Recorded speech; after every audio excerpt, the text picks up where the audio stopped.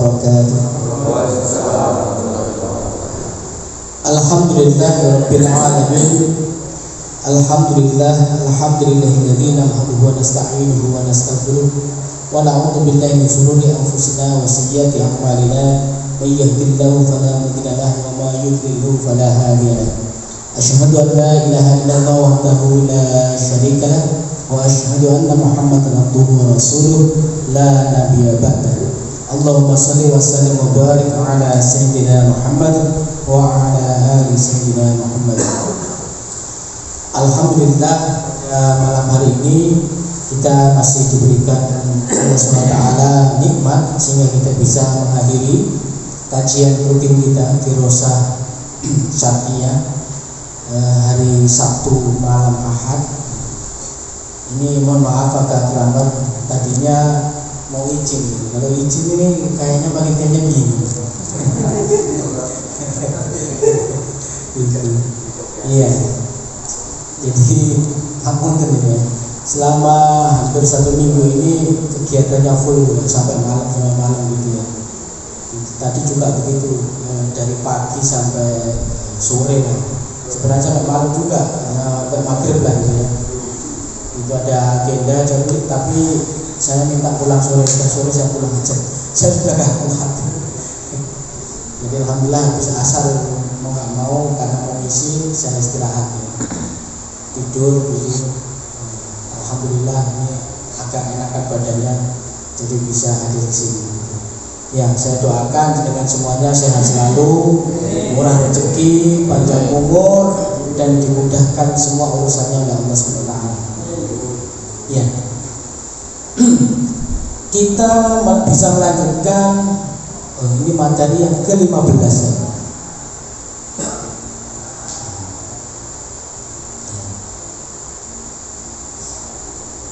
Kita lanjutkan materi yang ke-15 yaitu teori berpikir 3. Saya mereview lagi terkait dengan teori berpikir 1, berpikir 2. Kenapa direview? Biar ingat. Ini ada kaitannya terus masalahnya. Secara ilmu itu bukan teori berpikir 1, begitu kita mempelajari teori berpikir 2, teori yang 1 ini kita tinggalkan, enggak begitu. Jadi ini bertambah. Jadi level yang bertambah. Karena bertambah, levelnya bertambah tinggi, tentu pembahasannya juga lebih berat gitu. Tapi insya Allah nggak berat lah gitu ya, kalau kita benar-benar bisa memahaminya dengan baik. Makanya kalau ada yang belum jelas, belum clear, sebaiknya ditanyakan. Jangan ada pertanyaan, pada nggak bertanya. Tapi nyampe rumah nggak tahu bagaimana teori berpikir level 1, level 2 itu bagaimana dan nggak bisa diterapkan di rumah. Jadi nanti cuma nambah ilmu tapi nggak nambah amalan. Ya, saya review sedikit bahwa teori berpikir 1 adalah kerangka berpikir. Apa itu kerangka berpikir? Manusia bisa berpikir dengan 4 hal. Ya. Yang pertama, dia memiliki otak. Jadi kalau orang nggak punya otak nggak bisa mikir. Yang kedua adalah dia punya panca indera. Ya, panca indera. Apa gunanya panca indera? Namanya panca ya 5 kan gitu ya, jadi panca indera. Apa saja indera 1, indera 2 sampai indera 5 itu? Yang jelas bukan indera L-Brugman ya. Tahu indera L-Brugman? Tak pernah nonton sinetron. Maklum lah kalau bapak-bapak ya, kalau ibu-ibu ya pasti kenal kan gitu.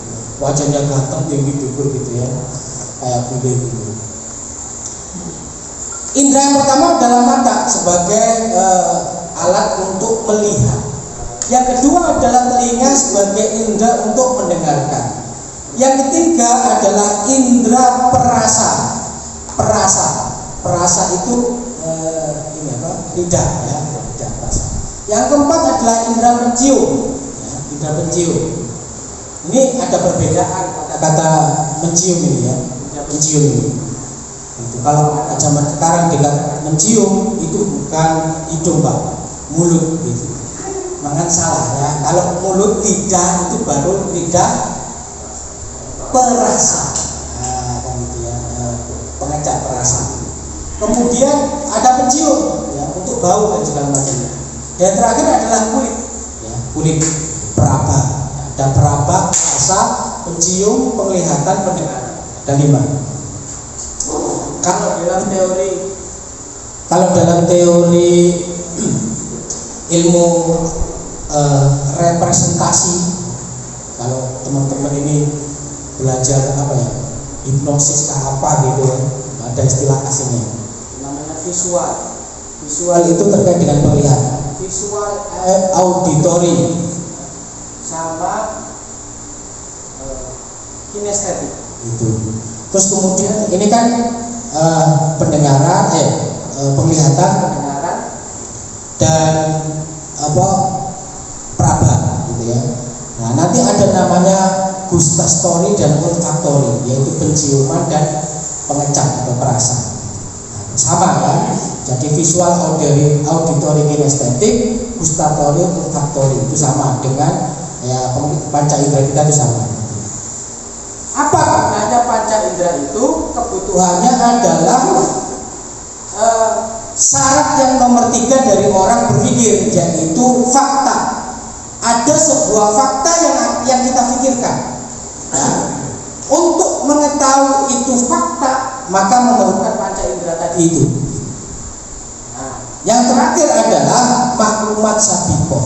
Maklumat sabiko itu database, ya, informasi yang terkandung di dalam otak kita, informasi sebelumnya, data-data yang ada gitu. Karena tanpa data-data itu kita juga tidak bisa berpikir. Enggak ada faktanya juga enggak bisa berpikir. Kemarin Mas siapa? Mas Irwansyah kita tanya gitu. Mas, tahu tentang Yesus enggak? Enggak tahu, Ustaz. Bisa mikir? Ya enggak bisa. Apa itu Yesus? Satu, Yesus itu enggak tahu faktanya itu apa. Yang kedua, kadang-kadang pun jenengan tak kasih fakta sebuah benda, tapi belum tentu bisa berpikir. Kenapa? Karena benda itu tidak ada informasi sebelumnya di dalam otak kita. Sebagai contoh apa? Misalkan sebuah benda elektronik yang bernama dengan sisitor. Tak kasih bendanya, ini Mas. Apa ini? Pasti beliau akan menjawab, enggak tahu. Apa itu? Kenapa? Karena nggak ada informasi di dalam otak kita. Nah, makanya orang berpikir itu ada 4 poin. Orang bisa mikir kalau punya otak, kalau punya panca indera, tahu faktanya, dan ada informasi terkait dengan fakta itu di kepala kita. Ingat ya, fakta. Fakta itu berarti sesuatu yang real, bukan sesuatu yang abstrak. Ya, bukan sesuatu yang abstrak. Artinya sesuatu yang abstrak itu asumsi. Gak bisa kita berpikir tentang asumsi.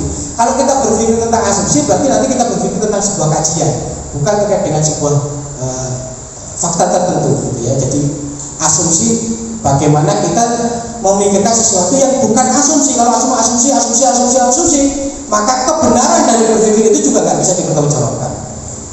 Jadi syaratnya ada 4. Masalahnya adalah apa? Ini harus dikaitkan adanya fakta dicerat, bukan diserap ya, dicerat. Dicerat itu ya informasinya itu diambil gitu ya. Kemudian oleh panca indera diteruskan ke otak, dihubungkan dengan informasi yang ada sehingga manusia itu bisa berpikir, oh ini A, oh ini B, oh ini C. Level berpikir tingkat 1. Apa teori berpikir level 2? Teori berpikir level 2 adalah teori berpikir tentang hal-hal yang bersifat gaib. Sesuatu yang gaib. Kalau begini, ini apa? Kopi. Tahu faktanya kan begitu.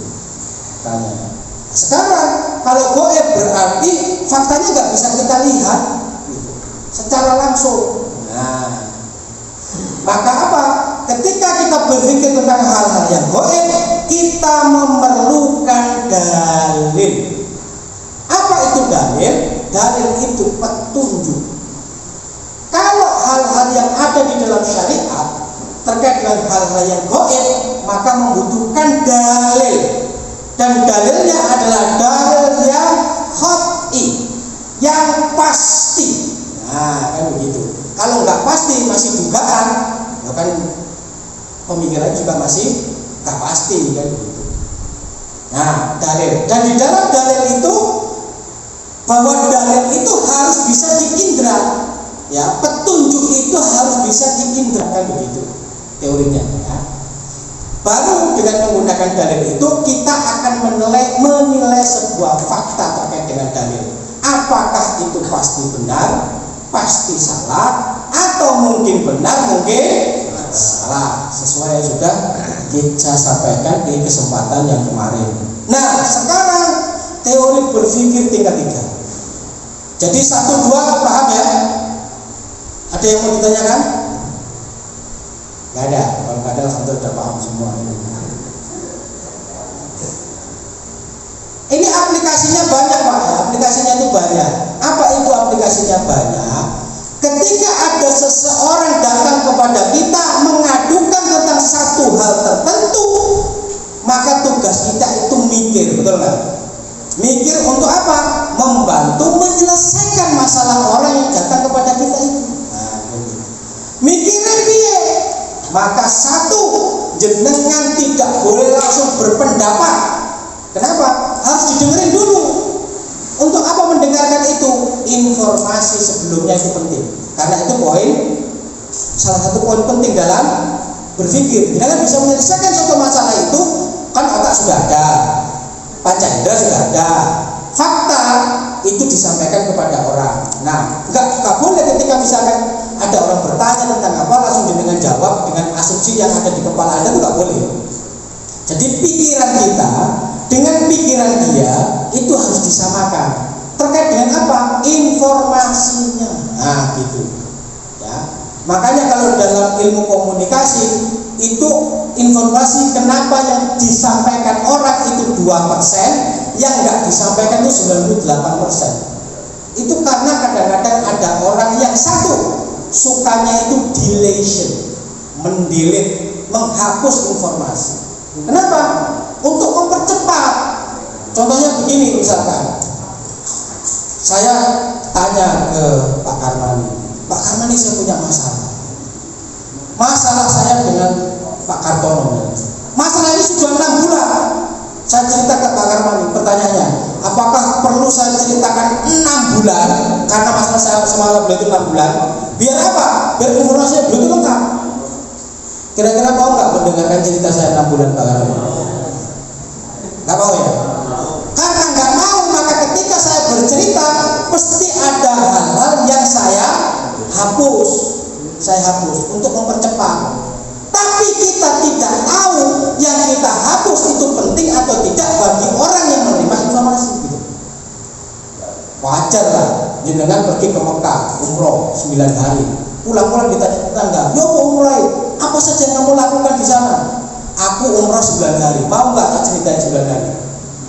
Ya enggak lah, sih penting-penting lain. Oh, sih penting-penting, berarti kan ada yang dihapus, deletion namanya. Yang kedua, kadang-kadang ada sesuatu yang dibesar-besarkan. Sesuatu yang dibesar-besarkan sebenarnya nggak terlalu besar tapi dibesar-besarkan. Apa itu? Satu kali saya datang ke Pak Kartono, ternyata nggak ada di rumah. 2 kali saya datang, nggak ada di rumah. Tapi saya cerita ke Pak Karmani, bilang begini, setiap kali saya datang ke rumahnya Pak Kartono, dia nggak ada di rumah. Berarti ini kan terlalu dibesar-besarkan, betul nggak? Untuk apa sebenarnya?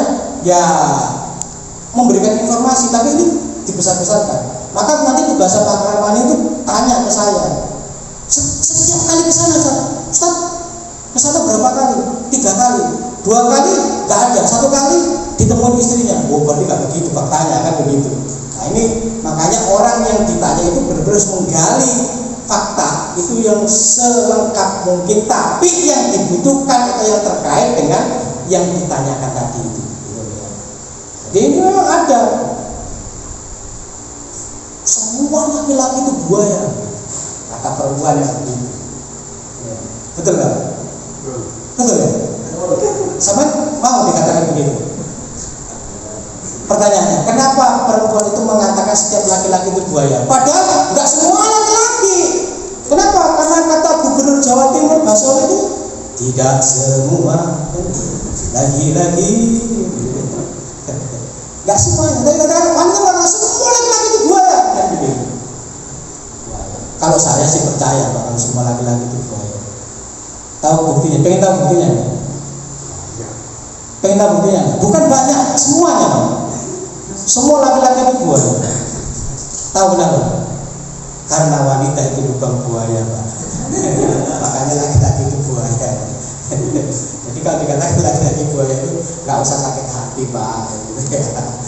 Karena faktanya begitu. Paham nggak? Wah, masih di gurih-gurih sih kamu nggak paham buayanya, nggak usah dibahas. Tapi sing gurih wis rapi-rapi juga kecuali sebagai masa gawe wis ngono.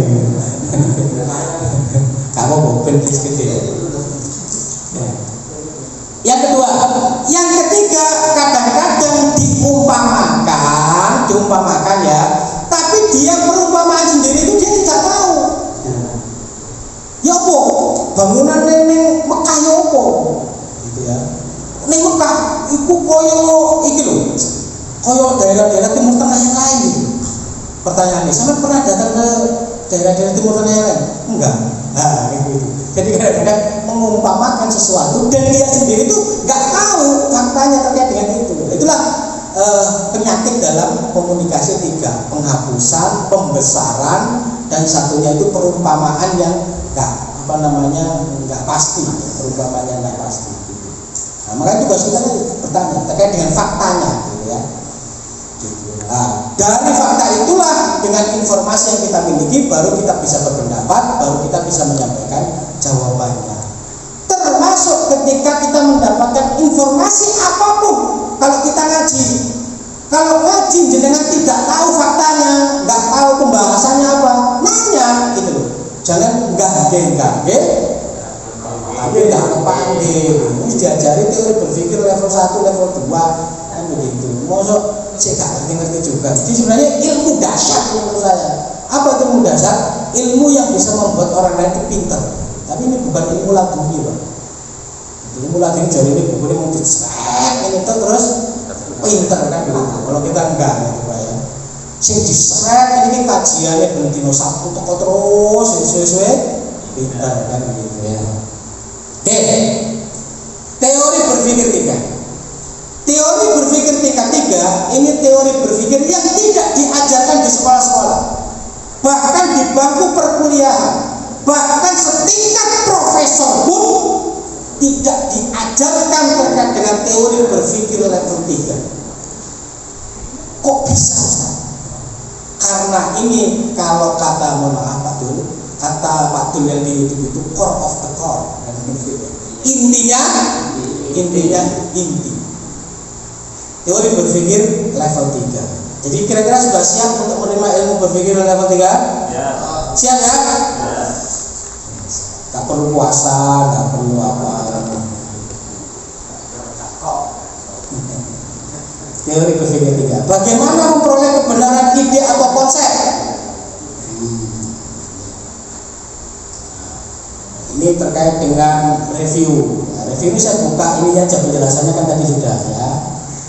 Kebenaran langsung itu teori berpikir tingkat 1. Nah, ini syaratnya. Ada fakta yang terindah, ada indera, ada otak, dan ada informasi sebelumnya. Terkait paham pasti benar. Tingkat 1. Teori berpikir tingkat 2. Ini mengetahui kebenaran fakta yang tidak bisa langsung terindra atau yang goib, ya. Fakta-fakta yang goib. Berpikir tidak langsung, membutuhkan apa? Dalil atau petunjuk. Sesuatu. Jadi goib itu sesuatu yang tersembunyi, sesuatu yang lampau atau sesuatu yang akan datang. Itu sifatnya goib. Karena yang sudah lampau kita tidak tahu, gitu ya. Terkait dengan Nabi Ibrahim kita tidak tahu. Yang akan datang akhirat, tentang surga, tentang neraka kita juga tidak tahu. Itu hal yang goib. Nah, bagaimana untuk membenarkannya? Perlu dalil, penilaian dalil. Nanti nilainya ada 3 kemungkinan, pasti benar, pasti salah, dan mungkin benar atau mungkin salah. Pemikiran tentang kebenaran secara abstrak, ya. Kebenaran secara abstrak ini sesuatu yang benar tapi nggak terlihat, abstrak, ya. Yaitu pemikiran tentang konsep, ide, aliran atau perbuatan, ya. Kita ditanya tentang konsep, tentang ide, tentang perbuatan yang itu sifatnya abstrak, ya. Bukan benda, tapi sebuah teori, sebuah kebenaran secara abstrak. Maka berpikir mendasar atau kita perlu berpikir secara jernih. Bagaimana cara membedakan teori yang tingkat 3? Contohnya tentang paham demokrasi. Ini masih pemanasan, ya. Apa yang ingin kita bahas tentang demokrasi sangat bergantung dengan pertanyaannya. Jadi kalau misalkan ada pertanyaan, Ustaz, bagaimana paham demokrasi? Nah, kan gitu. Ini beda. Ingat, ya. Pertanyaan yang salah, jawabannya akan salah. Jadi jawaban bergantung kepada pertanyaan. Makanya kalau nanya juga tolong dipikir. Pertanyaannya itu juga, kalau bertanya sebaiknya jangan close question, jangan pertanyaan yang bersifat tertutup, karena itu nggak komunikatif, ya. Sama anaknya, misalnya, Dek, udah makan belum? Jawabannya belum. Wes, nonton. Udah makan belum? Belum. Sudah mandi belum? Belum. Terus gimana? Pertanyaannya sama. Dek, tadi makan pakai apa? Ini bibi aku tadi makan sama nasi, sama ini, kan gitu, ya. Cerita. Tapi kalau sudah makan belum? Belum. Sudah makan belum? Sudah atau ya sudah kalau sudah. Tapi beda dengan misalkan, Dek, tadi makan pakai apa? Tadi makan sama apa? Maka dia sifatnya itu bercerita. Nah, itu yang benar, gitu, ya. Jadi pertanyaan jangan pertanyaan tertutup, yang jawabannya itu singkat. Gitu. Mau apa enggak? Enggak. Mau apa? Mau apa enggak? Mau apa enggak? Enggak, kan gitu. Jadi pertanyaannya harus yang tepat biar jawabannya tepat. Jadi kalau ditanya apa itu paham demokrasi, maka jawabannya adalah demokrasi itu kedaulatan ada di tangan rakyat, dari rakyat, oleh rakyat, dan untuk rakyat. Itu jawabannya. Pertanyaan jawab itu benar atau salah? Benar atau salah? Kalau saya jawab betul, mau jawab salah, gitu. Itu ada dugaan, nggak mikir. Ada dugaan loh, ya. Kenapa? Karena jawab benar atau salah itu harus ada dalilnya. Harus ada dalilnya disampaikan. Begitu. Nah, jika dalilnya itu yang sesuai dengan penggagas paham demokrasi, kalau dalilnya berdasarkan penggagas demokrasi, ya, maka jawab itu dapat dianggap benar. Tapi kalau enggak, ya tidak. Maka ini memerlukan level berpikir tingkat 2, memerlukan dalil atau petunjuk. Nah, bagaimana jika pertanyaannya demokrasi itu benar atau salah? Jawabnya benar, salah. Tanya dulu bagaimana kita bisa menilai benar salahnya. Contoh lain, ya. Gitu. Nasionalisme itu apa? Nasionalisme itu benar atau salah? Nasionalisme itu apa? Disebut isme itu berarti pemahaman. Nasional berarti ya nasional. Jadi paham tentang nasional, kebangsaan. Pertanyaannya, nasionalisme itu benar atau salah? Tergantung dari siapa yang memutuskannya. Nah, kan gitu. Tergantung dalilnya, petunjuknya itu kayak apa. Membunuh itu apa? Itu benar atau salah? Perang itu apa? Perang itu benar atau salah? Ya banyak sekali, ya, pertanyaan-pertanyaannya itu. Bagaimana menjawabnya? Ini contoh di bidang ekonomi. Bunga bank itu apa? Bunga bank itu benar atau salah? Bunga bank benar salah? Tergantung. Bergantung apa, Pak? Dalilnya gitu. Iya, sekarang saya tanya, babi itu haram atau halal? Hah? Bergantung apa? Kalau babi itu haram, tadi kok babi haram. Babi haram. Oke. Makan babi haram. Haram atau halal? Haram. Tergantung. Itu tergantung dalilnya. Kita tanya dulu, sampai makan babi itu kayak apa, coba diceritakan. Itu ini loh ulang tahunnya Pak April beli babi, oh haram.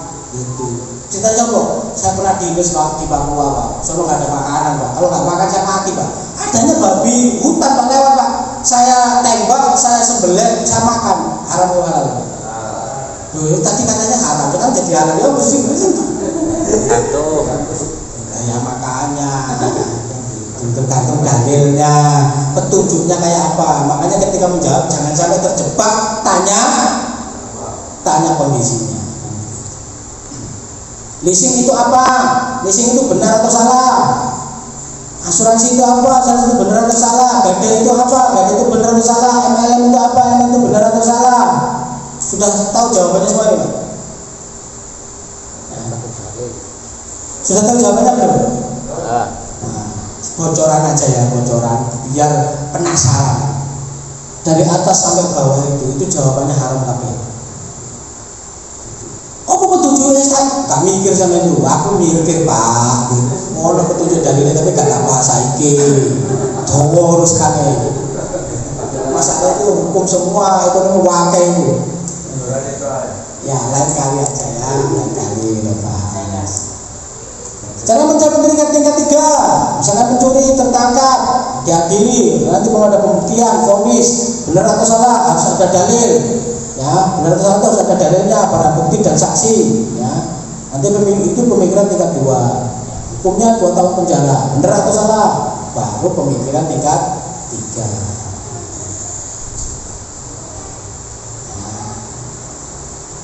Oke, nah, mengapa harus dihukum 2 tahun penjara? Hukuman 2 tahun penjara itu benar atau salah?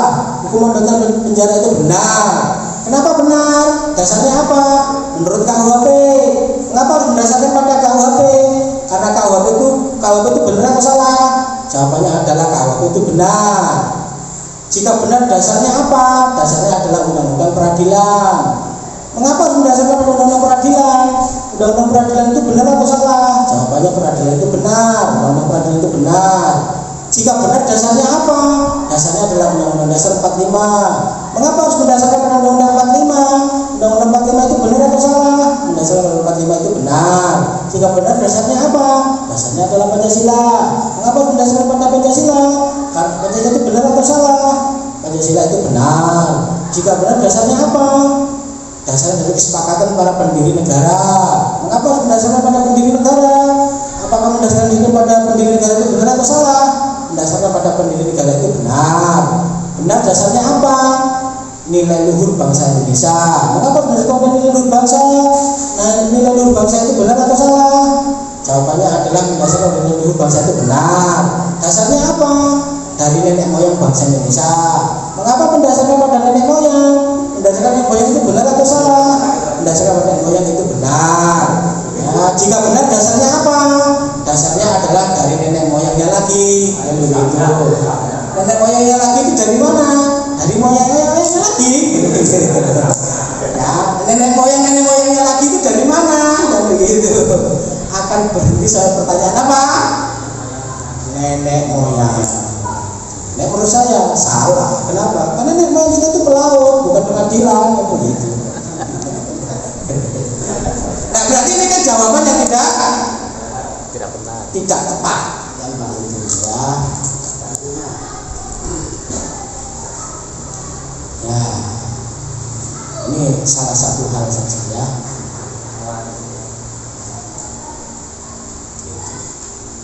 Oke, ya.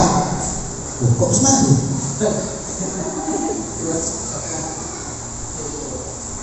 Oh ya. Oke, jadi slide-nya kurang gitu ya. Tapi nggak apa-apa ya, saya jelaskan aja. Ya, kurang 3 slide lah misalnya. Jadi teori berpikir level 3, teori berpikir level 3, kuncinya adalah teori berpikir tingkat 3, kuncinya adalah teori berpikir yang dihubungkan dengan kejadian sebelum dunia, sesudah dunia, dan hubungan antara ya. Jadi teori berpikir tingkat 3 itu teori berpikir yang menghubungkan antara manusia, alam semesta, dan kehidupan. Jadi begini, contoh ya. Kalau kita berpikir tentang ini air, tapi hanya seputar air tok, ini teori berpikir tingkat 2. Kalau air ini di sampingnya ada meja, ada laptop, ada lantai keramik, pertanyaannya, ini apa? Jawabannya kira-kira apa? Air dalam botol. Terus, jadi faktanya ini air dalam botol begini, faktanya begini ya. Terus di sampingnya saya taruh begini deh.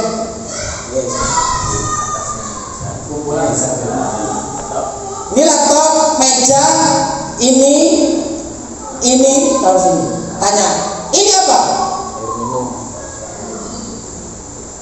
Maka kita akan berpikir ini yang kita kaitkan dengan benda-benda yang ada di sekitarnya. Benar atau tidak? Benar atau tidak? Nah, jika ketika saya ditanya apa ini, itu adalah air, benda mati. Oke? Kenapa begitu? Kenapa? Karena ada ini, dan ada ini. Nah, jadi teori berpikir tingkat 3 adalah teori berpikir yang tidak hanya berpikir tentang kebendaan itu saja, tentang sesuatu itu saja, tapi dihubungkan dengan kondisi yang ada di sekitarnya. Contohnya, profesor yang meneliti tentang molekul. Kalau ada profesor yang meneliti tentang molekul, dia bisa menggunakan teori berpikir tingkat 2 untuk meneliti sejauh mana molekul itu. Baru ketemulah yang namanya proton, neutron, dan segala macamnya. Karena lihat atom tadi itu ya, lihat molekul, di dalam molekul itu ada atom. Atom di dalamnya ada namanya proton, neutron, dan segala macamnya. Elektron. Sampai situ toh. Itu berpikir level tingkat 2. Tapi kalau dihubungkan, kok iso yo ono proton, kok iso ono neutron, kok iso ono elektron, kok iso tuwi iki kok ngene jumlah mana kok iso kira-kira sing gawe. Kalau dihubungkan dengan persoalan itu, maka naiklah level berpikirnya dari teori berpikir tingkat 2 menjadi berpikir tingkat 3. Jika semua profesor di dunia ini berpikir sampai teori berpikir tingkat 3, insya Allah mereka itu bisa memenuhi Islam. Kenapa? Dia tidak berhenti memikirkan molekul, proton, neutron, elektronnya, tetapi dia berpikir lebih luas. Apa itu lebih luas? Memikirkan siapa penciptanya, bagaimana kejadiannya, bagaimana proses sebelumnya, bagaimana proses sesudahnya, dan segala macam dia hubungkan sampai kesimpulan pasti. Makanya ada beberapa profesor yang masuk Islam itu kenapa? Karena dia masuk dalam teori berpikir level 3. Apa itu teori berpikir tingkat 3? Berpikir bukan hanya terkait benda itu saja, tetapi berpikir tentang apa yang ada di sekitarnya, yang dihubungkan dengan manusia, alam semesta, kehidupan. Namanya manusia itu hubungannya sama manusia itu apa? Sama alam semesta itu kayak apa? Sama semesta itu kayak apa? Ya, kok kan benda sing cilik di sini ono benda sing gede-gede kayak ngono itu alam semesta. Dengan kehidupannya manusia itu kayak apa? Sama dibalik itu apa? Siapa yang menciptakan itu? Itu berarti orang itu teori berpikir level 3. Kenapa Ustaz penting dihubungkan dengan kondisi di sekitarnya dan dihubungkan dengan kejadian sebelum atau sesudah penciptaan. Oh, penting. Kenapa penting? Benda itu tidak bisa berdiri sendiri. Benda itu ada asal usulnya. Benda itu dari mana dia berasal, di dunia ini untuk apa, dan nanti setelah di dunia ini akan kembali kemana. Itu persoalan yang sangat penting untuk bisa dipecahkan. Kenapa? Karena itu problem mendasar dari manusia.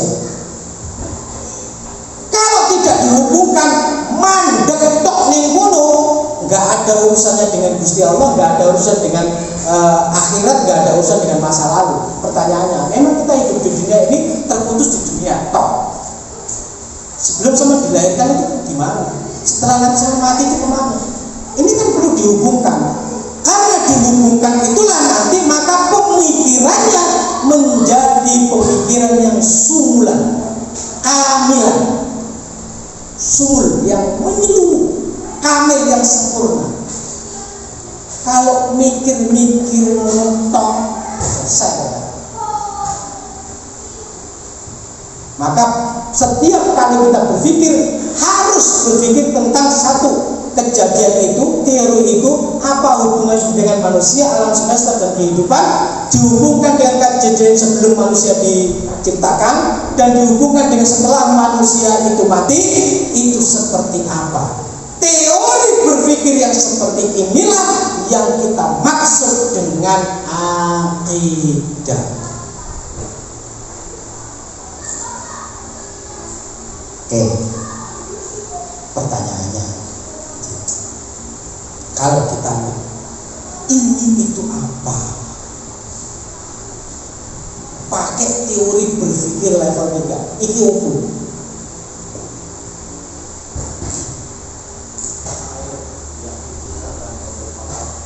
Apa? Lu gak apa-apa. Ini bukan ujian yang benar salah dan nilainya itu enggak kelas ada enggak. Silakan berpendapat, monggo ya. Sumber kehidupan, air itu adalah sumber kehidupan. Sudah sampai situ? Atau ada yang mau dijelaskan? Ayo curhat. Yang berpendapat, ayo. Tadi siapa tadi? Siapa? Apa sah? Air yang diciptakan oleh Allah untuk kehidupan manusia.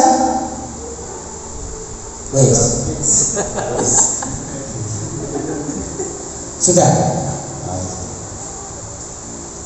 Ini saya jawab dari perspektif yang sedikit berbeda, Ini adalah air dalam kemasan yang masuk pada pembahasan qadar, di mana air dalam kemasan ini memiliki khasiat, yaitu khasiatnya qadar itu berarti diciptakan oleh Allah dengan khasiat tertentu. Ini adalah air dalam kemasan yang setiap benda diciptakan Allah dengan qadarnya masing-masing, dengan khasiatnya masing-masing. Yang khasiatnya benda ini adalah bisa menyegarkan, bisa menghapuskan dahaga atau haus. Itu jawabannya. Lho ngono to, Pak? Ono kodare. Apa kodare itu tadi? Khasiat. Apa khasiat itu? Allah itu menciptakan setiap benda pasti dengan khasiat masing-masing. Disebut dengan qadar. Ya, jadi kayak pisau punya qadar, punya khasiat tajam, bisa memotong. Api punya qadar, punya khasiat apa itu bisa membakar. Tahu ceritanya Nabi Ibrahim yang dibakar itu kan? Sing sakti Nabi Ibrahim apa sapa? Gusti Allah. Bagaimana prosesnya? Jadi Nabi Ibrahim itu enggak sakti, dia hanya makhluk saja. Ketika dibakar, karena Allah yang menciptakan qadarnya api yang bisa membakar, sama Allah qadarnya dicabut, sehingga api itu enggak bisa membakar. Karena api tidak bisa membakar, akhirnya Nabi Ibrahim itu enggak terbakar. Orang melihatnya Nabi Ibrahim itu sakti, bukan Nabi Ibrahim itu sakti. tapi kodarnya api tadi itu dicabut oleh Allah. Dicabut oleh, makanya nggak bisa membakar. Jadi setiap benda itu punya kodarnya masing-masing. Nah itu nanti ada pembahasan di dalam kitab Nidhamul Islam bab yang kedua ya, tentang qada wal qadar. Dibahas nanti ya, panjang juga ceritanya kayak kan. Jadi bacanya sedikit dulu ya. Jadi teori berpikir tingkat 3 adalah teori berpikir di mana setiap kejadian yang menimpa kita harus dihubungkan dengan alam semesta, manusia dan kehidupan, yang dihubungkan dengan sebelum manusia diciptakan dan setelah manusia itu mati. Itu dihubungkan seperti itu. Semua kejadian itu. Dan ada solusi tentang apa? Utang. Sama utang nanti, nembak nanti. Sama takon ya, usah aku jawab takon sih kan gitu. Bang Sari aman gitu. Bang bukan bahasa saya. Bang Syariah. Oh Syariah. Nek enggak bayar ono dendone ora? Ya mesti ono tak gitu. Ono dendone, ono. Berarti kuwi riba dendone kan. Terus piye kan? Yo haram. Nek haram piye kan? Yo udah dilunasi nang wis nang mari. Tadi duit tak dilunasi, tapi ku haram. Terus piye tak dilunasi? Ini kan. Yo pun aku kerja kok tak cicil kan. Yo terserah sampean. Nek sampean lunasi dengan cara dicicil koyo ngono, dosane laku terus. Dan riba itu dosa besar. Yo jangan terus. Tapi nek begitu dilunasi, mari. Mana kan? Iya. Ya wis lah tak cicile nganggo anu anak nganggo kerja aku. Oh. Berarti iki mikire mau ribato. Oh takoni setan. Kowe arep nyicil ngono enggak sebelum mbok lunasi. Pertanyaannya, kowe yakin kan nek uripmu kudu? Enggak juga. Lho apa kok digawa-gawane ngono kae? Ana asete ora? Ora dienggo apa utang iku? Dienggo tuku tanah. Tanah apa saiki? Ono, wis didolen tanah nang mari nang wis ngono. Mantap sampean ngemani tanah itu ngemani sampean mlebu rokok. Yo sakjane pengen mlebu surga kan karo rokok. Nek ngono diselesaikan ribane. Tapi tapi sampean disiksa berkali-kali ning ngono. Nah, ini kan berpikir level 3 dihubungkan ke sana. Ingat ya, dinasihatkan. Kalau masalah riba itu dosa besar, segera selesaikan. Jual aja tanah itu, lunasi hutang Anda, selesai ribanya. Begitu selesai, doa sama Allah, semoga diampuni dosa-dosa. Aku lah tak utang menesa.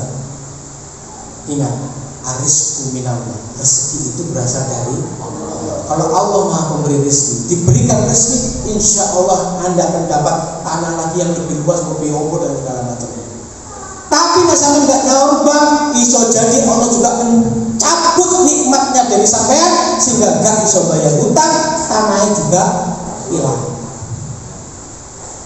Ono sing kejadian dari itu, pakai. Terus ya udah, terserah sampean.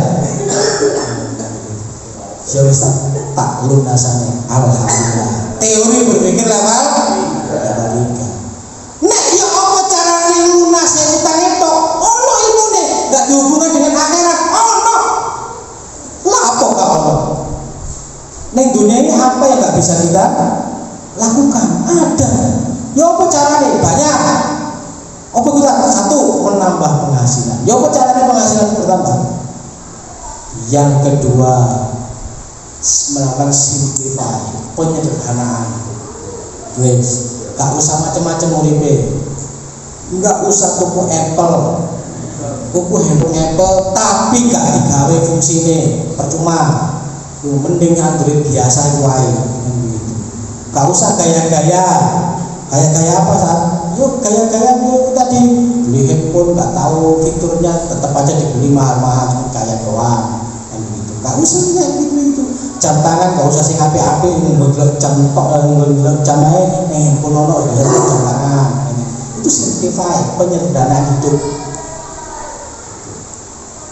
Kadang-kadang apa? Semua semua kebutuhan rumah tangga mereknya ganti kabeh.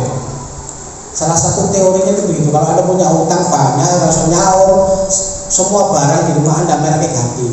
Odol yang biasa Pepsodent ganti kayak, sing murah-murah wae, sing penting odol. Gitu. Sampo wis gak usah sing mahal-mahal natur apa, sing murah-murah gitu, klerak kayak apa gitu tipe sampoan gitu. Itu simplify penyederhanaan hidup. Yang ketiga apa?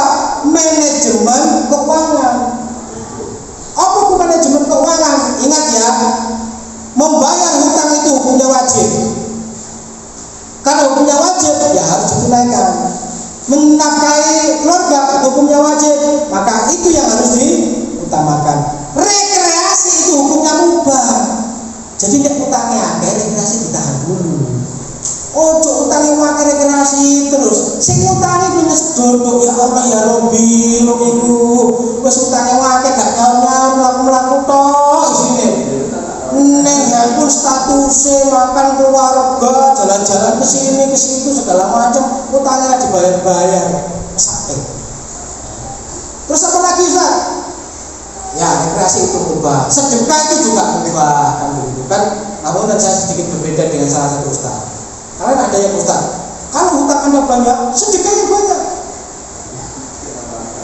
Kalau bagi saya itu kebalik. Kenapa kebalik? Utangmu akeh, bayar utang wajib. Sedekah hukumnya sunnah. Sedekah itu sunnah, Bos. Sedekah itu sunnah. Pertanyaannya, antara yang wajib dan sunnah mana yang didahulukan? Wajib didahulukan.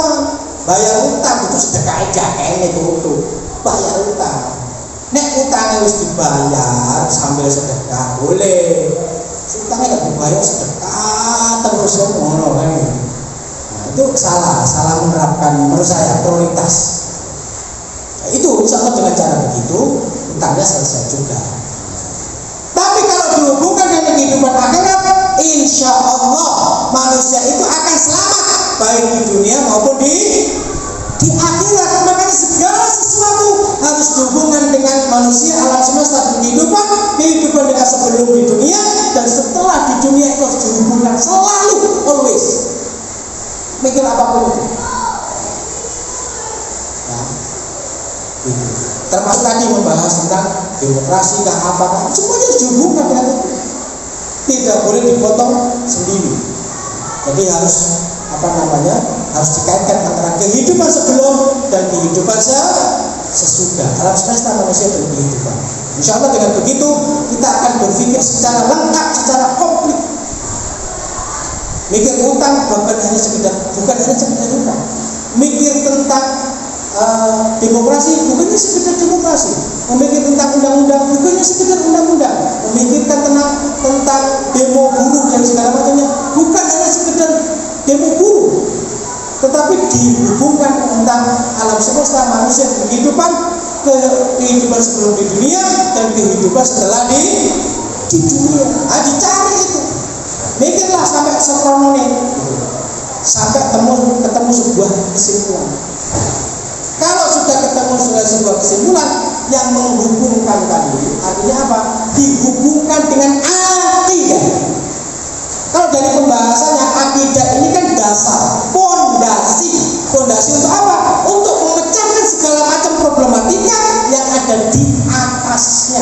Di atasnya itu apa? Semua problematika manusia di dunia ini itu di atasnya fondasi tadi itu posisinya.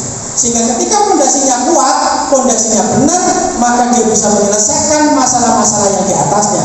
Tapi kalau fondasinya lemah, tidak tepat, tidak benar, maka dia tidak akan berhasil menyelesaikan fondasi yang ada di atasnya. Itulah pentingnya kita memahami tentang akidah Islamiyah, yaitu memahami tentang teori berpikir level 3 yang semua ketika berpikir harus dihubungkan, nggak hanya benda ikit tok. Sama gitu, aku boleh duit buat apa? Makan. Nah, itu kan hanya segitu tok. Aku boleh duit kok biar banyak sedekah. biar bisa bangun masjid, biar bisa berdakwah, biar bisa bantu orang untuk mengantarkan saya ke surga. Itu Pak, itu golek duit semangat. Satu. Yang kedua, ketika dia memperoleh jalan yang haram akan dia hindari karena tujuannya itu. Tapi nek tujuannya golek duit kok, wis nek ngono cukup, tidak akan memperhatikan hal haram, nek wis pegel males.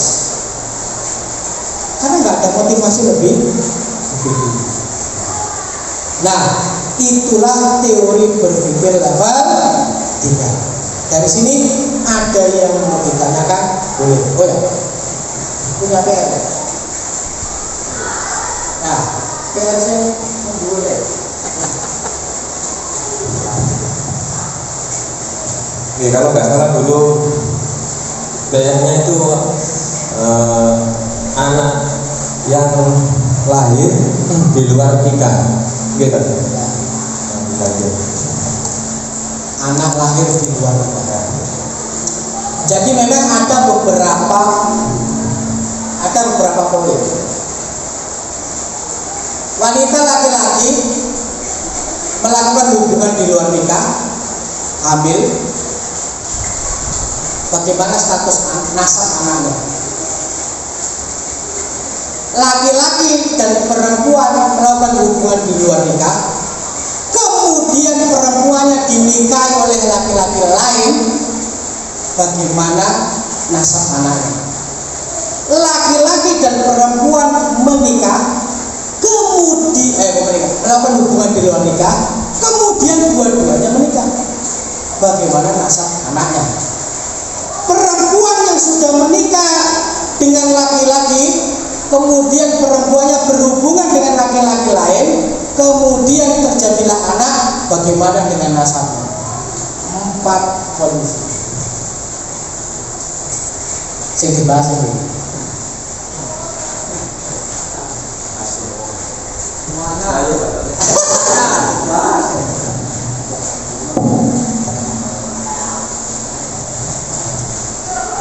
Intinya begini,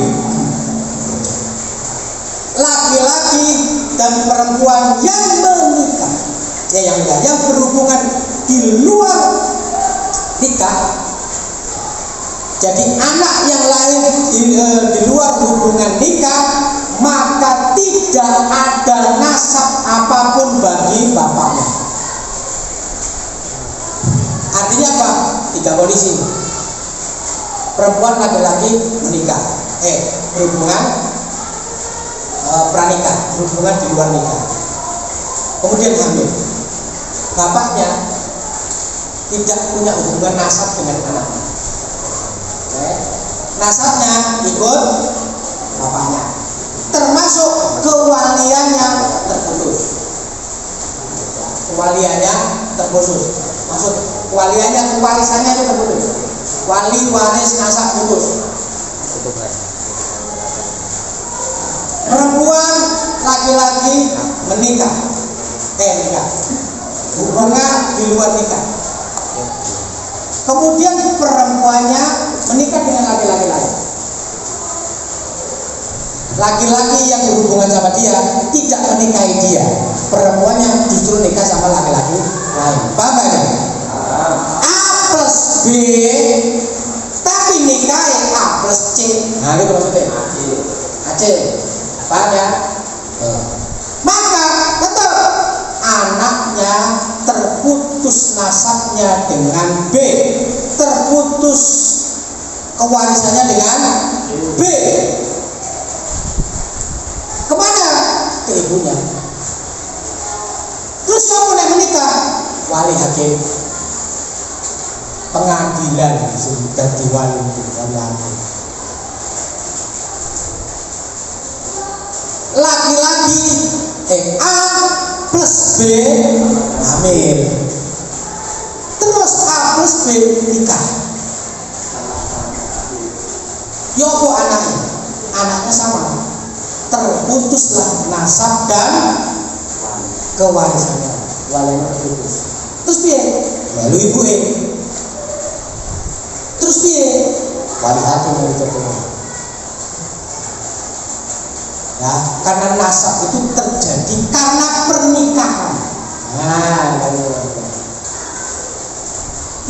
istimewa, maksud istimewanya spesial, kondisi yang khusus itu yang nomor 4. Apa itu? Perempuannya A plus B sudah menikah dan tidak bercerai, tapi A sama C akhirnya punya D, masih dalam kondisi A plus B. Paham?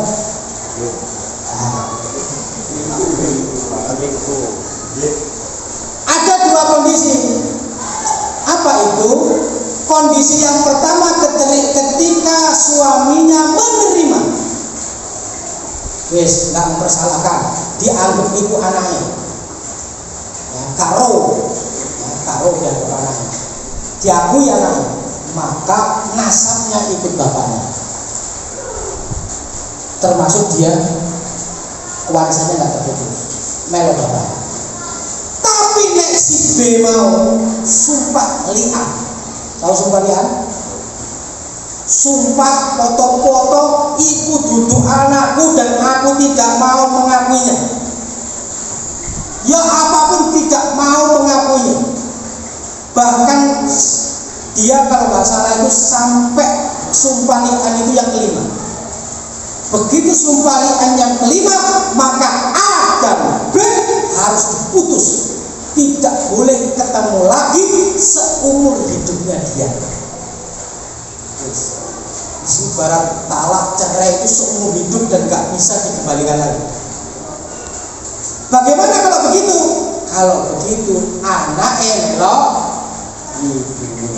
nasabnya terputus. Jelas? Jelas. PR Umar. Oh bukan juga ya? Siapa yang tanya? Gak dari situ kan? Oh maksudnya ada pertanyaan ke jenengan sampaikan ke sini. Oh ya sudah, kalau begitu tugas jenengan, menyampaikan itu ya. Yang penting kita jawab.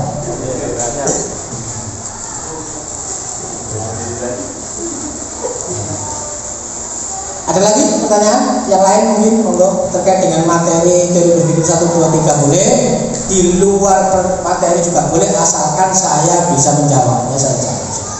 Kalau nggak bisa ya beda. Oke, monggo. Ini kajian singkat yang menarik ya. Apa yang disampaikan tadi bisa ditanyakan yang belum paham, terus mungkin di luar tema atau di dalam tema ini yang belum paham silakan bisa tanya.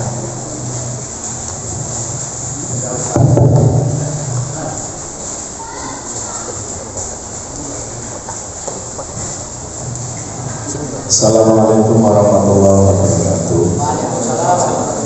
Perkenalkan, nama saya Ahmad Istaman Ustaz. Saya pekerjaan saya sehari-hari itu buruh pabrik Ustaz.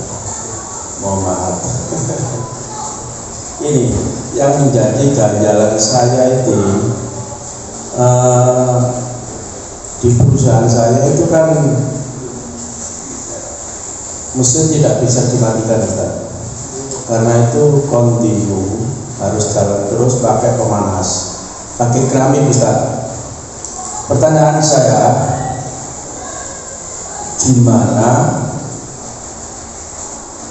cara mensikapi dan nanti mungkin hukumnya kayak apa bisa dijelaskan Ustaz.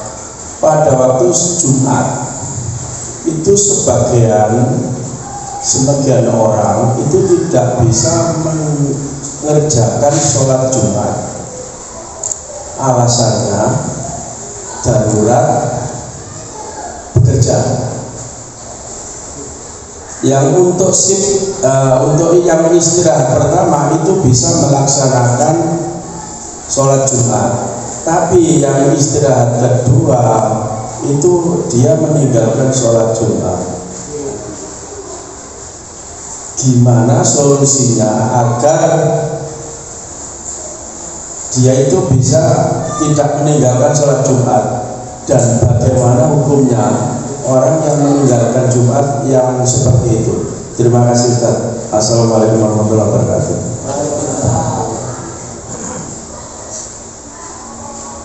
Ada yang lagi yang lain?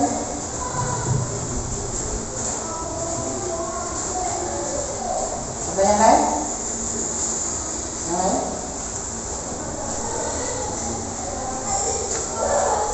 Gak ada.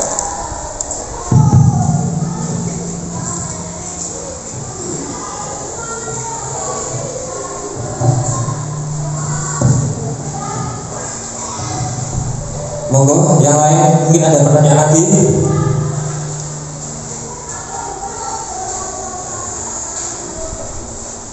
Sebenarnya ini langsung dijawab, Pak Bagaimana?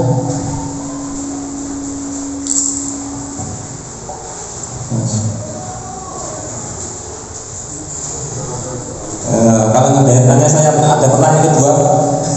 Titipan monggo mana? Yang dibahas kemarin masalah orang yang meninggal itu terus katanya arwahnya itu pulang ke rumah terus sangat jelas seperti itu ya. Terus ada yang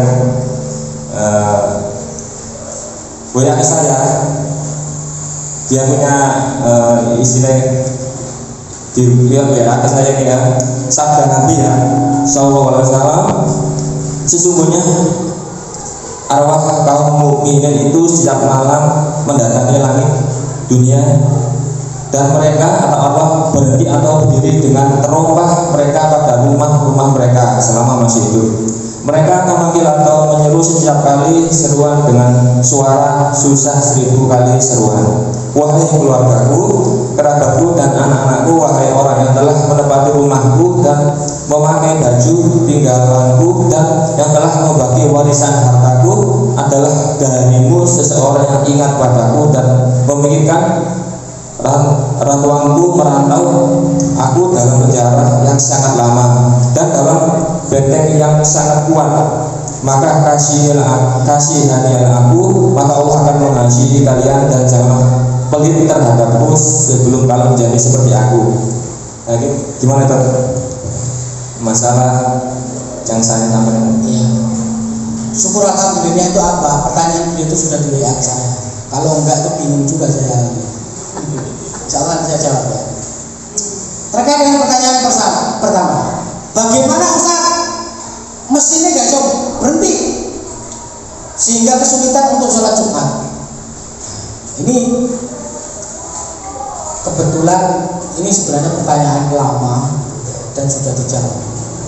Tidak sholat Jumat karena bekerja, dijawab oleh Kiai Haji Muhammad Siddiq Al-Jawi. Saya mengikuti pendapat beliau dalam hal ini. Saya bacakan ini. Sholat Jumat hukumnya fardu ain bagi setiap muslim. Dalilnya firman Allah yang artinya, hai orang-orang yang beriman, apabila kamu diseru untuk menunaikan sholat pada hari Jumat, maka bersegera kamu mengingat Allah dan tinggalkanlah jual beli. Nah, dari sini hukum sholat Jumat itu wajib, dan menghentikan proses jual beli itu juga hukumnya wajib. Jadi tidak boleh jual beli pada saat sholat Jumat dilaksanakan. Sing bojone marung, sing bojone bisnis online, sing keluarganya itu dodolan. Hari Jumat, waktu Jumatan harus ditutup. Keluarga saya nggak jualan. Tapi pas adzan, pas sholat Jumat, istri saya kan nggak wajib tak sholat Jumat. Ya, pergi ke toko beli sabun. Gak boleh, haram hukum. Jadi pada saat sholat Jumat itu dimulai, mulai dari azannya itu sampai berakhir, haram hukumnya untuk jual beli. Makanya toko-toko itu ditutup dan segala macam. Jadi kalau ada warung dino Jumat tutup, nah itu karena ayat ini, bukan karena toko dukuni, bukan, ini ada ayatnya, ada dalilnya. Nutup tak bagus, aku gak dodol tak tuku podo jual beli. Jenengan saya pernah karena saya posisinya ini musafir kan gak wajib sholat Jumat itu musafir. Begitu musafir saya itu mau makan, saya tuh ingat kalau itu lagi sholat Jumat, wah sudah ngenteni apa? Ngenteni sampai sholat Jumatnya bubar, baru beli makan. Karena jual beli gak boleh terjadi pada saat sholat Jumat itu. Ini banyak orang yang tidak tahu terkait dengan hukum ini. Makanya saya sampaikan di sini. Ya. Siapa ngerti? Termasuk misalkan Pak Dul, waktu sholat Jumat, istrinya gak boleh menerima jahitan dari orang lain pada saat sholat Jumat. Gak boleh, umumnya ya, haram. Terus siapa lagi sini yang jualan? Oh itu. Ya. Pak siapa? Pak Nurman. Nah, Pak Nurman kan punya toko ban segala macamnya itu ya. Itu pada saat sholat Jumat gak boleh jualan. Gak boleh. Termasuk kalau ada orang datang mau beli, sampaikan, Pak mohon maaf kalau lagi Jumatan gak boleh jual beli. Nanti kalau sudah sholat Jumat, jadi kan pikir lagi beli monggo silakan. Heran mesti dia. Kok koyok ini? Koyok aneh teroris itu boleh.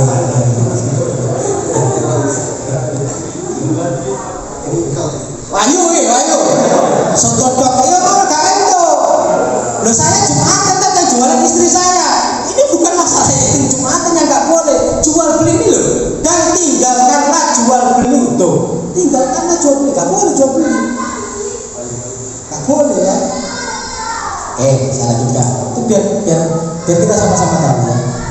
Namun ada orang yang tidak diwajibkan sholat Jumat karena ada nas-nas hadis yang mengecualikan ayat di atas. Mereka adalah anak-anak, budak, perempuan, orang sakit, orang dalam perjalanan, dan orang yang ada uzur halangan, misal orang dalam ketakutan karena perang dan lain-lain.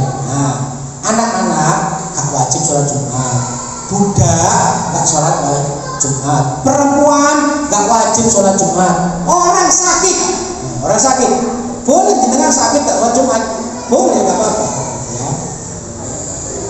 Terus orang dalam perjalanan itu juga gak boleh, gak wajib sholat Jumat. Jadi memang rukun sholat Jumat itu orang yang mungkin yang sehat gitu ya, laki-laki gitu, balik ya itu ya.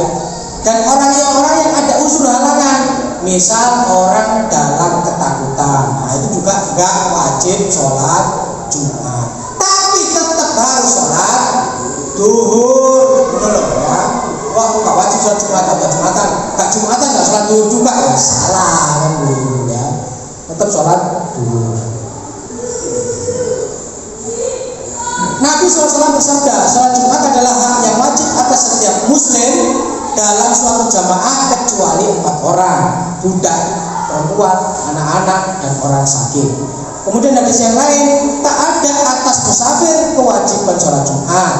Nabi SAW juga bersabda, barang siapa yang mendengar azan Jumat lalu tidak uzur yang menghalanginya untuk mengikutinya, maka tak ada sholat baginya. Jadi kalau ada yang menghalangi, itu boleh nggak sholat Jumat? Para sahabat bertanya, apakah uzurnya? Nabi SAW menjawab, takut atau sakit. Nah, ya, takut atau sakit. Sakit boleh nggak sholat Jumat, tapi sholat dulu. Maka dari itu orang-orang yang tidak dikecualikan tetap terkena kewajiban sholat Jumat. Nah, sekarang tanya, orang yang kerja di pabrik tadi itu, satu, apakah dia anak-anak? Bukan. Apakah dia budak? Bukan. Apakah dia sakit? Tidak. Apakah dia perempuan? Tidak. Dia laki-laki. Apakah dia takut dalam perang? Tidak. Apakah dia sakit? Tidak. Berarti nggak masuk dalam sini kan? Ya, nggak masuk dalam sini. Terus biar kita lanjutkan. Maka dari itu orang-orang yang tidak dikecualikan tetap terkena kewajiban sholat Jumat. Jadi mereka yang sedang bekerja seperti satpam, pekerja pabrik, pegawai hotel tetap wajib sholat Jumat, sebab tidak ada nas yang mengecualikan keumuman ayat yang mewajibkan sholat Jumat. Jika mereka meninggalkan sholat Jumat, mereka berdosa karena telah meninggalkan kewajibannya yang ditetapkan Allah Subhanahu wa taala. Namun menurut kami masih ada jalan keluarnya. Laksanakan sholat Jumat walaupun hanya oleh 2 orang saja. Inilah jumlah minimal peserta sholat Jumat, termasuk imam atau khotib yang rajin dan kuat menurut kami. Jadi boleh Pak sholat Jumat 2 orang, cijine imam plus khotib, cijine makmum. Loh.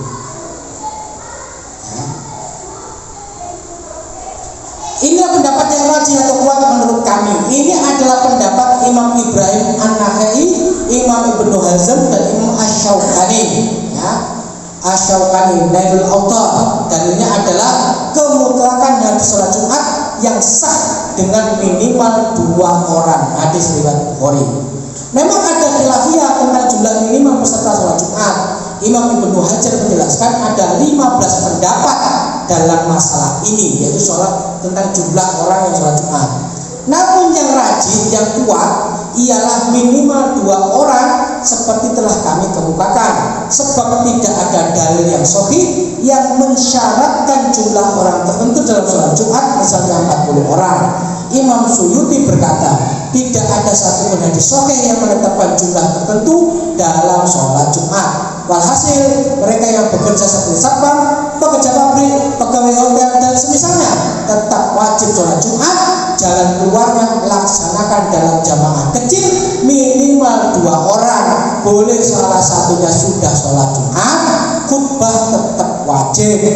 Waktunya pun boleh agak diakhirkan, misalkan jam 1 atau jam 2, karena waktu sholat Jumat sama dengan waktu sholat zuhur.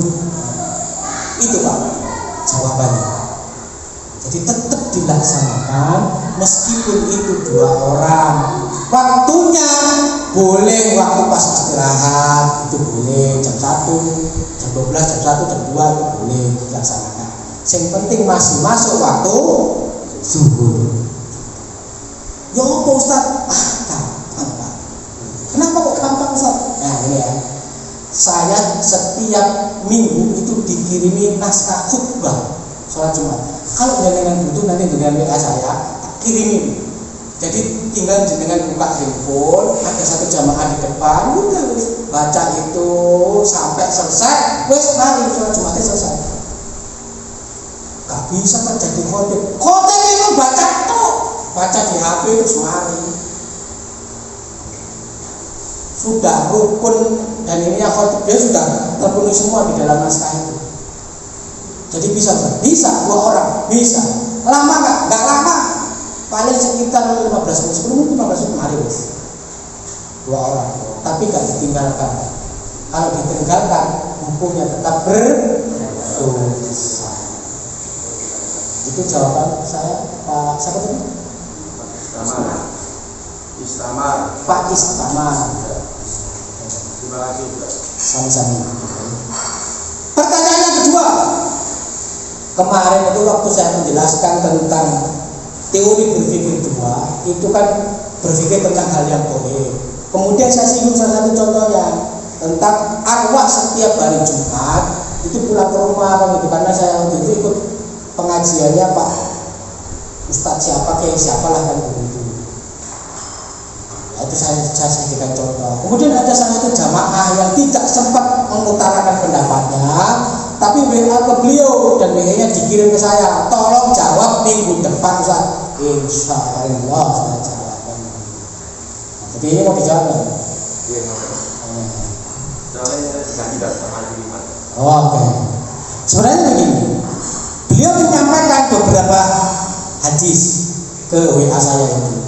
Cuman di situ tidak dituliskan hadis riwayat siapa. Kalaupun di kitab hadis itu nomor berapa dan segala macamnya, itu tidak disampaikan. Hanya redaksinya saja yang disampaikan saya. Arab plus terjemahannya yang disampaikan saya. Saya mencoba ngecek terkait dengan hadis itu. Beberapa ulama berbeda pendapat tentang hadis ini. Ulama yang pertama mengatakan hadis ini memang diriwayatkan oleh beberapa ulama di dalam kitabnya. Cuma nama kitabnya saya agak lupa. Ada beberapa kitab lah ya. kitab tulisan para ulama itu yang meriwayatkan hadis soal satu, arwah itu pulang ke rumahnya itu bukan hanya hari Jumat, setiap hari. Dua, ada yang memang hari Jumat. Itu pendapat pertama. Ada beberapa pembahasan. Ulama yang berikutnya menjelaskan bahwa hadis seperti ini adalah hadis yang do'if jiddan. Apa do'if jiddan? Do'if itu yang berarti lemah, jiddan itu sangat. Jadi artinya sangat lemah. Hadis itu sangat lemah. Kenapa sangat lemah? Karena ada perawi-perawi yang tanda kutip tidak bisa dijadikan sandaran. Jadi orang yang merawikan, menyampaikan hadis itu orang yang dalam tanda kutip diklaim oleh ulama lain, perawi yang namanya ini itu tidak bisa dijadikan sandaran. Ya, karena kan Islam dalam meriwayatkan hadis itu kan benar-benar ini ya, clear ya. Orang yang meriwayatkan harus benar-benar orang yang terpercaya gitu. Contohnya begini. Suatu ketika Imam Bukhari itu belajar hadis dari gurunya. Ada sekitar 2000 hadis yang dia dapatkan dari gurunya. Contoh misalkan ya, ini contoh aja. Saya Imam Bukhari ya. Ustaz Kartono ini guru saya. Saya mendapatkan riwayat hadis dari Ustaz Kartono itu 2000 hadis. Suatu ketika saya melihat Ustaz Kartono ini apa itu? Mainin kucing. Jadi ngasih makan kucing ini, kucingnya mau makan, ditarik. Habis itu dikasih lagi, mau dimakan lagi, ditarik lagi. Mau makan lagi, ditarik lagi. Karena Imam Bukhari melihat gurunya kayak begitu, 2000 hadis yang diriwayatkan dari gurunya itu dihapus semua sama dia. Dan dipakai. Itu saking bagaimana yang meriwayatkan hadis itu saking harus dipercayanya. Kalau sama makhluknya Allah kayak begini, bagaimana saya percaya dengan kelakuan kayak begitu? Ibaratnya gitu kata-katanya gitu loh. Makanya apa? 2000 hadis yang diriwayatkan oleh gurunya Imam Bukhari kepada Imam Bukhari dihapus semuanya oleh Imam Bukhari dan tidak pernah dipakai di kitab sahihnya dia. Terlepas sahih atau tidak, hapus kabeh. Oleh riwayat dari dia hapus kabeh. Coba bayangkan. Luar biasa. Kita itu bukan hanya kucing yang kita mainkan begini gitu. Mungkin anak kita, istri kita juga kita mainkan juga. Entek kabeh gitu. Pertanyaannya, ini bisa jadi kategori yang enggak maksiat dengan gitu ya. Bisa jadi ya. Mungkin maksiat ringan lah ya. Bikin mainan kucing. Kita maksiat kita berat kan begitu. Ya Allah, kita bisa meriwayatkan hadis sekali. Makanya kenapa kita enggak pernah catat dan bicara. Coret kabeh. Nah, hal-hal seperti itulah yang membuat hadis itu menjadi sangat lemah. Kenapa? Karena periwayat tadi itu majhul. Alasan apa? Alasan yang kedua, hadis-hadis yang disampaikan itu tidak ditemukan di kitab-kitab mutabar, di kitab-kitab hadis yang terpercaya. Apakah itu kitabnya Imam Ahmad, kitabnya Imam Tirmizi, Imam Tobroni, Imam Tirmizi, Imam Bukhari, Imam Muslim, tidak ditemukan di dalam kitab-kitab hadis yang mutabar, itu tidak ditemukan. Pertanyaannya, kalau memang itu dalam tanda kutip hadisnya kuat, itu ya sahih dan kuat, pasti itu ada di dalam kitab-kitab yang mutabar tadi itu. Minimal kalau bukan Imam Bukhari, Imam Muslim, ya mungkin Sunan Imam Ahmad lah, gitu ya. Mungkin Imam hadis Tobroni lah, mungkin ya hadis yang lain. Tapi itu tidak ditemukan. Sehingga apa? Sehingga hadis yang terkait dengan arwah pulang setiap hari atau hari Jumat itu itu pendapat yang sifatnya sangat lemah. Alasan kedua ya. Mau berapa alasan ini? Banyak. Mas dulu nanti. Oh, oke. Yang ketiga, saya coba ngecek yang biasa melakukan ini kan ngapunten. Itu kan teman-teman katanya Ahlussunnah wal Jamaah itu katanya kan begitu. Yang sering mendoakan arwah-arwah itu loh ya. Saya merujuk pendapatnya dua ulama. Satu Buya Yahya.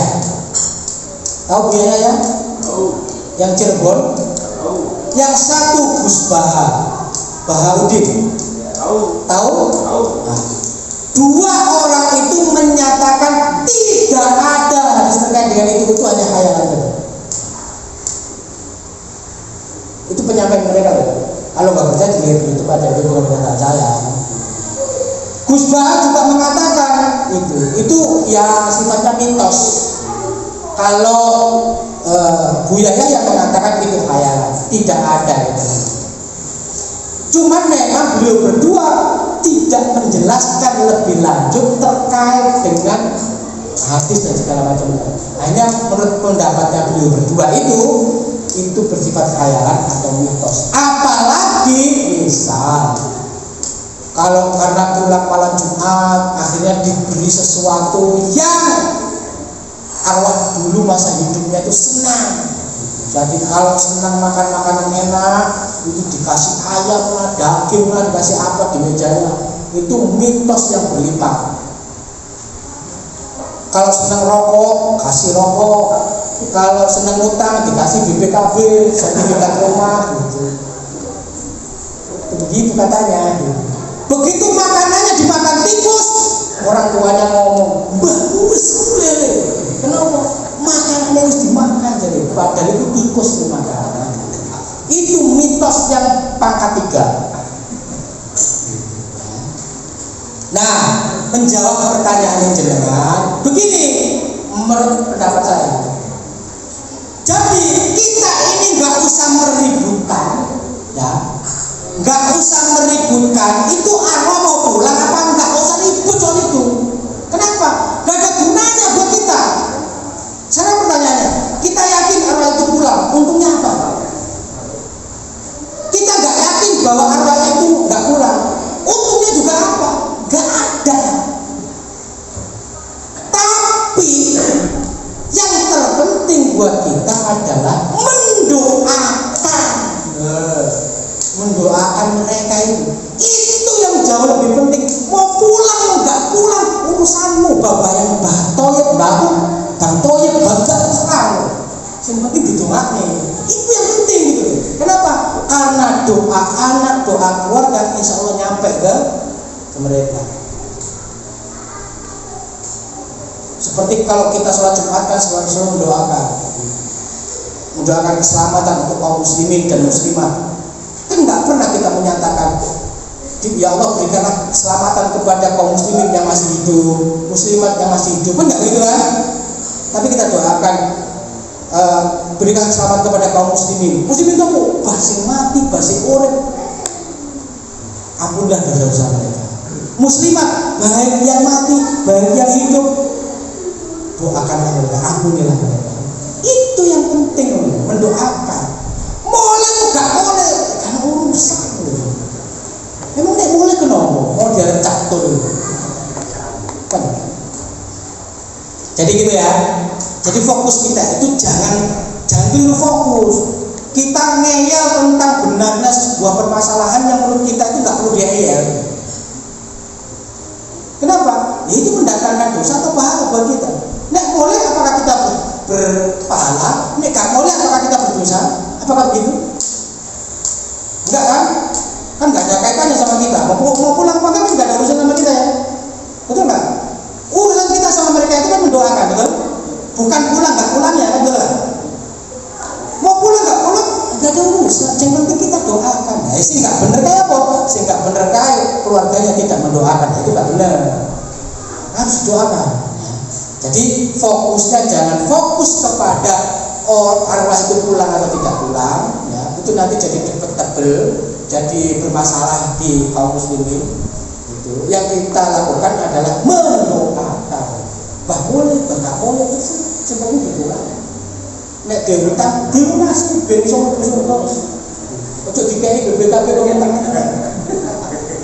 Kok sapa sing lunasi? Jelas? Clear?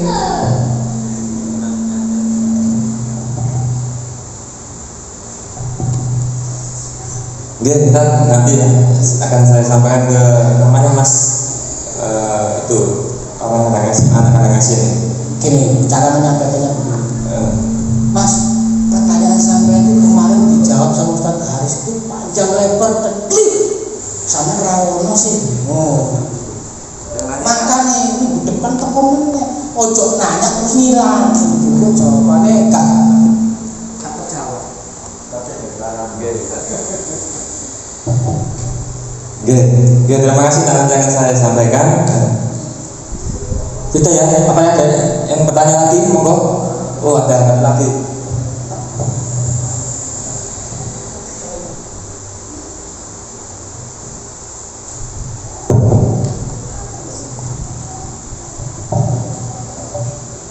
Assalamualaikum warahmatullahi wabarakatuh. Waalaikumsalam warahmatullahi wabarakatuh. Jadi Pak Ustaz, nama saya Pak Sukaji. Ini menanyakan tentang istri saya Pak. Nah selama ini kerja di jauh di Batam Pak. Nah, selama ini hampir 5 bulan tak pulang. Terus berdosakah saya kemana-mana? Baca. Berdosakah saya? Jadi fokusnya ke beliau ya, bukan berdosakah istri saya, bukan berdosakah saya. Oke ya. Alhamdulillah ya Allah.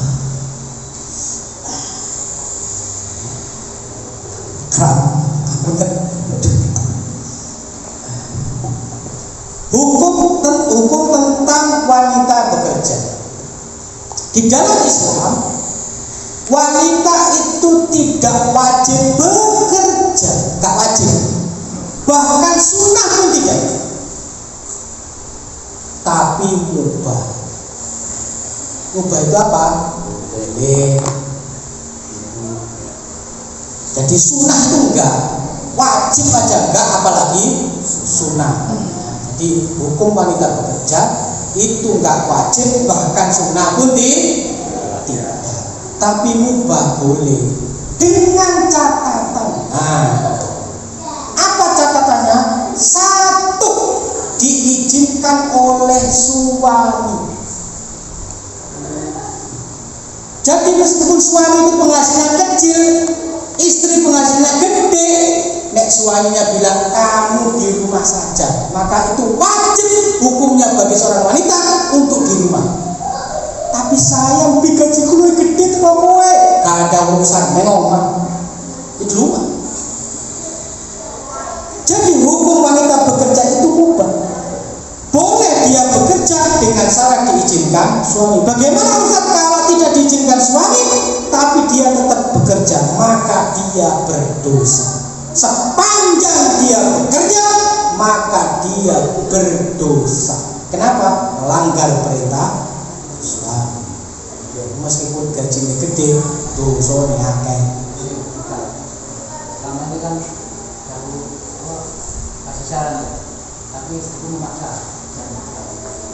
Iya, kan begini. Meskipun memaksa, tidak diizinkan, ya tetap boleh gitu maksud saya.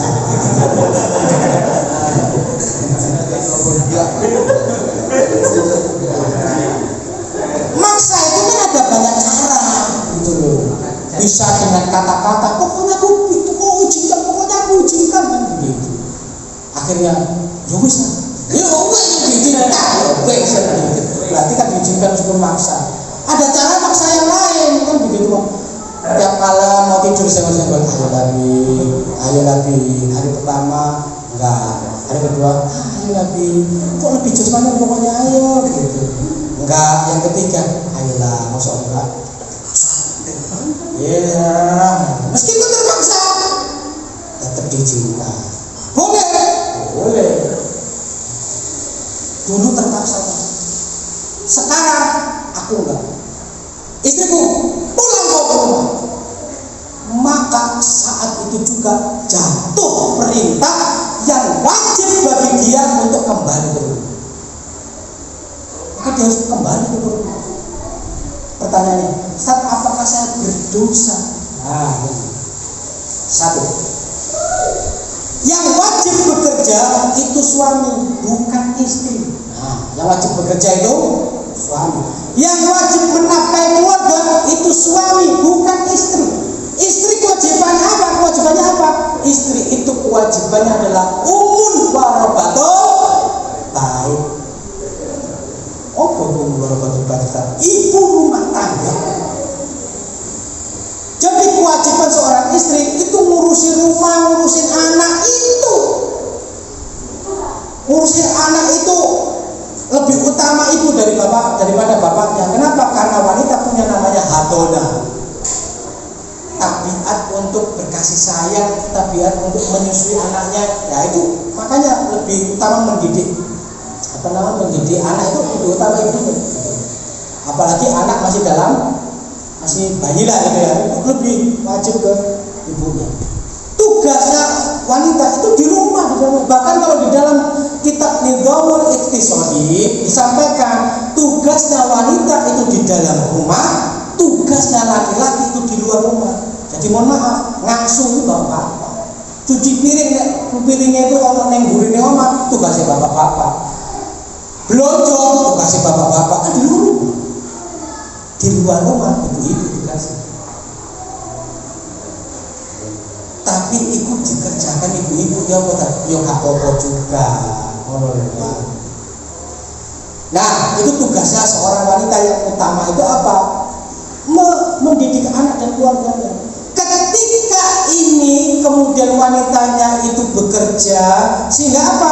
Kewajiban wanita di dalam rumah itu kan tidak bisa terlaksana dengan baik. Betul nggak?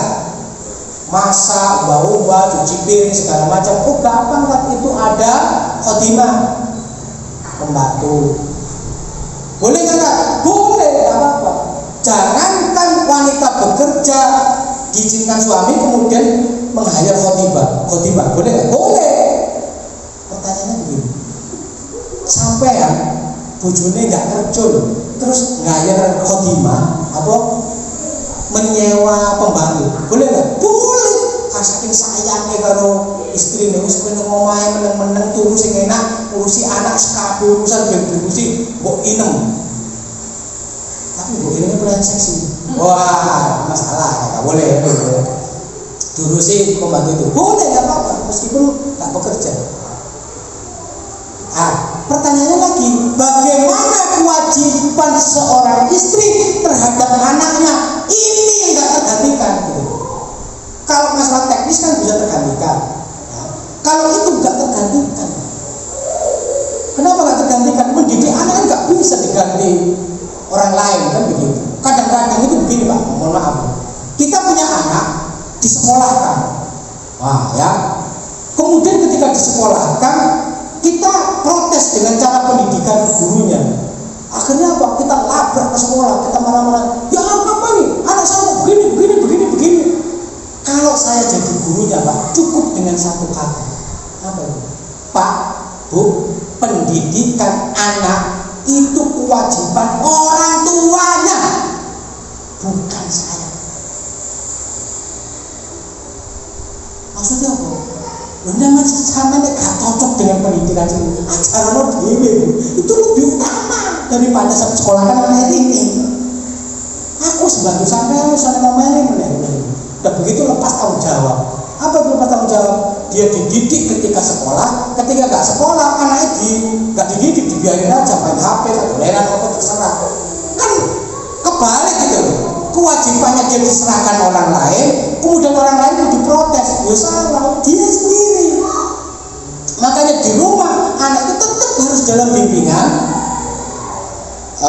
orang tuanya, ibunya, gitu ya. Maka dalam posisi itu si ibu tadi kewajibannya tidak bisa terlaksana. Yang pertama.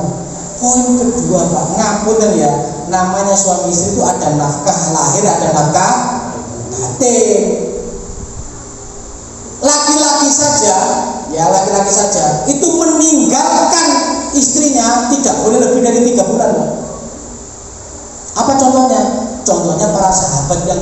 jihad. Jadi orang itu perang terus. Jadi setelah bisa melakukan futuhat, pembebasan, futuhat lagi. 3 bulan harus diroleh. Panggil pulang, kirim tentara yang baru. Kenapa? Karena dia punya kewajiban sama keluarganya, Pak. Ini kalau sampai nggak dipenuhi, wah, nggak manusiawi, nggak syar'i, nggak boleh. Nah, makanya nggak boleh lama-lama istrinya. Suami aja 3 bulan harus pulang lah, masa istri sampai 5 bulan, 6 bulan. Pertanyaannya, nek ono apa-apa tuh bojone sing wedok sing anak piye? Karena ingat ya pembahasan kita, ghorizatul nau itu salah satu potensi yang dimiliki oleh manusia, fitrahnya manusia. Bener kalau nggak dipenuhi itu nggak mati tapi stres. Kalau sampai suaminya di rumah terus kecantol wanita lain, itu bukan salah suaminya juga, itu salah istrinya juga. Kenapa? Karena lahiriahnya nggak terpenuhi. Nah, makanya kalau misalkan ditinggal gitu ya, ini harus balik, minimal 3 bulan harus balik gitu. Tapi menurut saya diizinkan kerja harus kowe nek kerja jatuh sing kene ae lah. Cedak-cedak sehingga tiap hari kamu bisa ngurusi anakmu. Gak mau tak? Kalau nggak mau jenengan bisa mengeluarkan deklarasi perintah khusus kepada istri saya. Tertanggal sekian mulai jam sekian Anda harus pulang. Kalau tidak pulang, maka saya menyatakan untuk tidak ridho, tidak menyetujui dan tidak memberikan izin kepada Anda untuk bekerja. Jadi balik. Tapi istrinya siapa? Balik boleh selesai. Ini gak balik apa tak? Dia terus terang. Nah, apa rekomendasinya tak? Waduh, jangan tanya saya. Nanti repot rekomendasinya kalau apa kan begitu ya. Lah, masalah rekomendasi tanya Pak Hadi dulu. Dia yang sudah berpengalaman. Tapi selama ya itulah pokoknya harus balik, itu nggak boleh terus-terusan, tetap harus balik. Loh Ustaz, ikut kerjanya yang luar negeri piye Ustaz kan begitu. Ya bagaimana ya memang ini kondisi kapitalisme kayak begini. Agar mereka bisa balik dengan baik, dengan tunjukkan bahwa saya bisa menafkahimu dan anak-anak begitu. Tunjukkan. Wes pokoknya rene segala kebutuhanmu aku sing nanggung pokoke. Mangan opo gampang, anak-anak gampang, aku sing nanggung pokoke mulya nang omah urip enak, sayang-sayang bendino tak tukoke bebek kan ngono. Wes nang omah tak elus-elus rambutmu kan gitu. Wes enak ning ngono daripada ning kono dilus-elus karo bosmu kan ngono. Wes boleh gitu. Alhamdulillah insyaallah wanita itu akan kadang-kadang kenapa sih hasrat wanita terdorong untuk bekerja? Karena melihat kondisi ekonomi yang nggak terpenuhi segala macam. Akhirnya apa? Akhirnya sang istri mau membantu suaminya. Awalnya nggak mau mengizinkan, tapi karena kondisi ekonomi terpaksa, ya wes lah, kita izinkan. Yang kedua, ketika istri dengan bekerja di sana, hartanya dia itu haknya dia, bukan haknya bapak. Itu harus dipahami. Kowe kok gak pernah ngirim ning omah? Lho Pak, aku kerja di aku lho Pak. Tak kono kan Ustaz hari sudah ora percaya. Justru meskipun sampai ning kono Pak, sampai tetap harus menafkahi saya Pak. Betul enggak? Betul. Jadi wanita bekerja, harta wanita hanya untuk wanita. Harta suami ada haknya istri dan anak. Enak kalau begitu wanita kerja. Enak gitu. Karena apa? Karena dia menambah tanggung jawab di rumah, tak bisa ditinggalkan. Dia harus bekerja. Karena dia meskipun wanita itu bekerja, laki-laki tetap harus menafkahi istrinya. Gak boleh berhenti menafkahinya itu.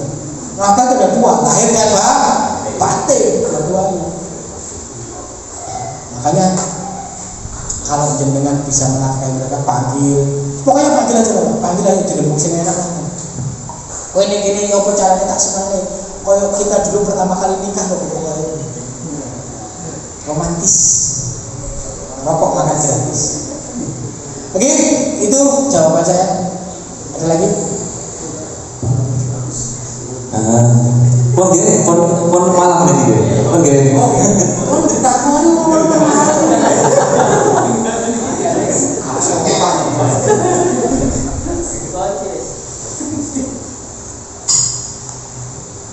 Nggih. Ngeten menapa? Karena waktunya sudah malam ya. Sebelum acara ini saya tutup, alangkah baiknya nanti dibacakan oleh Abah Suparto. Nggih. Monggo Abah Suparto doanya monggo.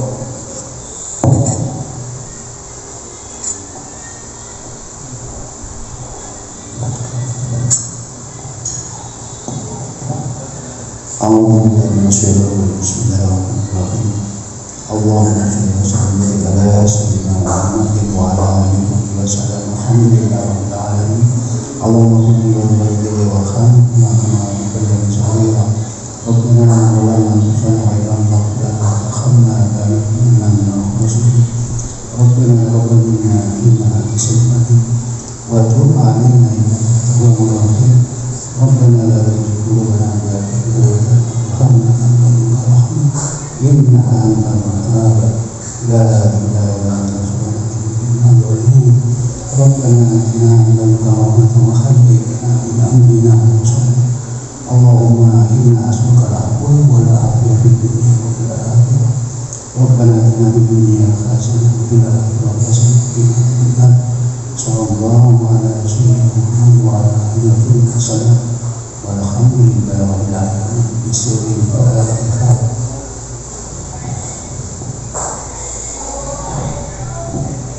Oke, alhamdulillah, semoga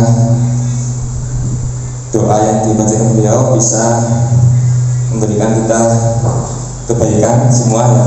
Tentunya alangkah baiknya minggu depan kita istiqomahkan ngaji lagi ya.